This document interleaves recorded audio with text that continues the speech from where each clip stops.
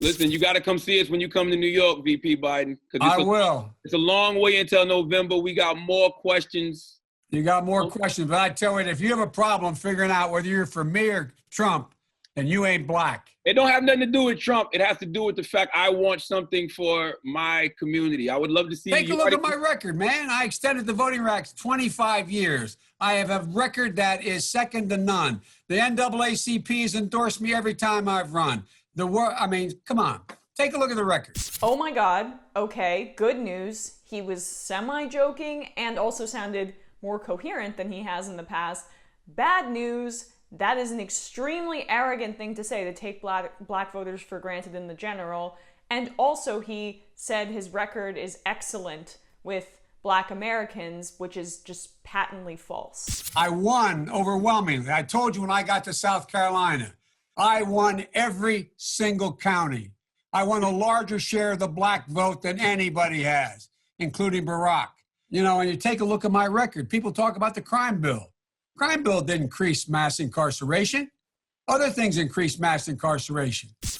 Okay, let's tackle the first thing he said there about how you ain't black if you're voting for Trump. It's true that black voters overwhelmingly tend to vote Democrat, but these numbers are shifting a little when it comes to Trump, and it's not as stark as you may think. In 2016, 13 to 14% of black male voters, not the whole black population, a lot of people sat out, which is probably, I think, going to happen again this year. 13 to 14% of black male voters voted for Trump.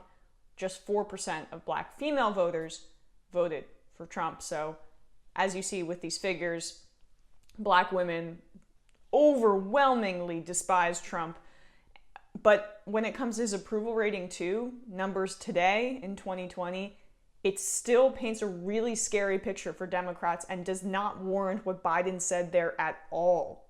According to a recent Wall Street Journal NBC poll, Trump enjoys just a 14% approval with black Americans, while roughly 8 in 10 black voters say they're uncomfortable with his 2020 run for re-election. But within those numbers is another story, a stark gender divide. Roughly 24% of black men polled by Wall Street Journal NBC approve of Trump's efforts, while in office, 72% of black men disapprove, but that number plummets to 6% when black women are asked the same question.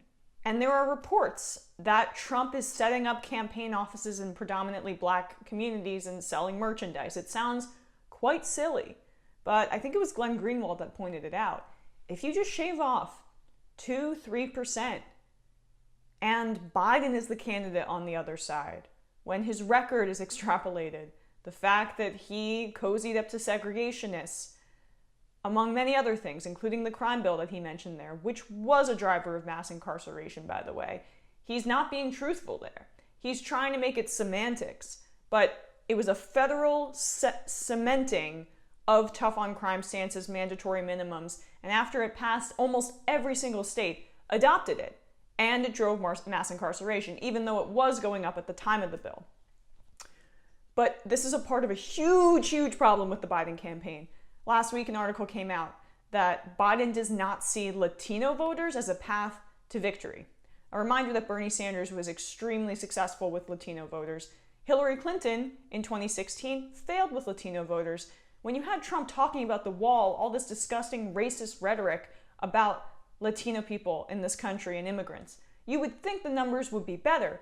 But 32% of Latino men and 25% of Latina women voted for Trump in 2016. So you don't think those are kind of important in states like Arizona, perhaps? Nevada? Other states, Joe Biden? Because it kind of cost Hillary Clinton at least a very significant portion. And then at the same time, he's talking about how you ain't black if you vote for Trump.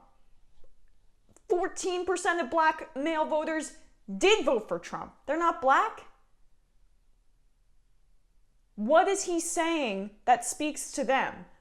Why are Democrats failing so miserably with their most consistent voting bloc, and why is it getting chipped away for them? Have some introspection. Do not write off huge segments of the population, black voters and Latino voters, and still think you have a path to victory.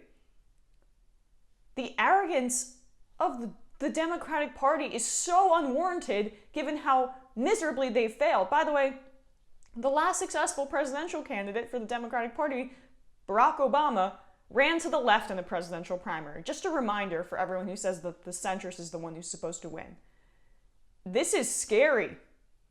That clip is going to be replayed and replayed and replayed. And he does not have a lock on black voters in the general election in the way that he thinks. A lot of people are going to stay home, especially in a pandemic. And that kind of hubris, I can't imagine feeling that way. You're in a precarious position, Joe Biden.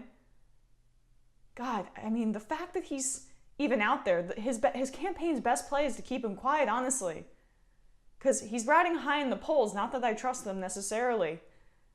But it's just going to keep going down the more gaffes he makes.